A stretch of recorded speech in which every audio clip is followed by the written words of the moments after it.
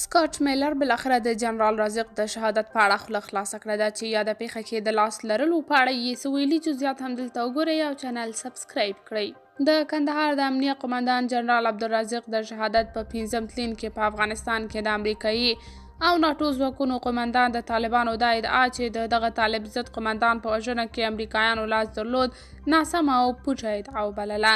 سکاټ میلر ویلي چې دې تورونو ته چپ پاتې کېدل د ائتلافي ځواکونو پر وړاندې د ګواښونو د ډېرېدو لامل شو.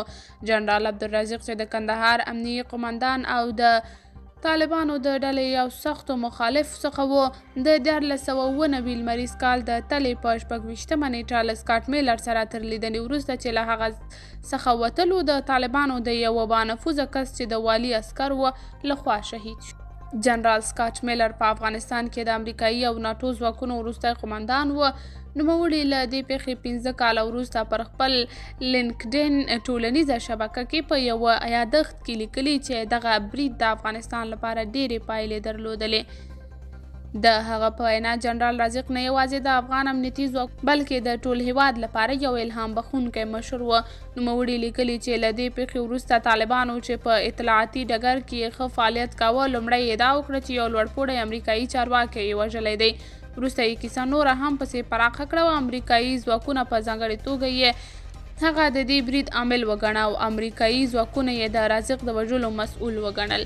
سکاټ میلر له جنرال عبدالرازق سره پر ښو اړیکو د ټینګار په ترڅ کې لیکلي دا ادعا بې بنسټه وه ځکه چې ما ته نږدې کسان په دې پوهېدل چې ما او رازق په افغانستان کې د جګړې له پیل څخه یو بل پیژندل او تقریبا مثبتې اړیکې مو سره لرلې. موږ غالبا د امنیتي وضعیت د حل لارو لپاره سره کتلي وه. میلر په خپل یادښت کې لیکلي دا ادعا ډېره ژر په رسنیو او ټولنیزو شبکو کې د جهادي ډلو لخوا تقویه شوه او زموږ د ځواکونو پر وړاندې د پراخو لاریونونو او غوسې لامل شو چې په پایله کې ډېری په مرګ وګواښل شول. د امریکا دغه پخواني پوځي چارواکي ویلي چې د دغو تورونو په وړاندې چوپ پاتې کېدل چې بې بنسټه ادعاوې تقویه نه شي یوه تېروتنه وه. هغه لیکلي چې د دغو بې بنسټه ادعاو په وړاندې چوپتیا د ائتلافي ځواکونو پر وړاندې ګواښونه زیات کړل چې د یوه چک او امریکایي سرتیري د وژل کېدو لامل شول.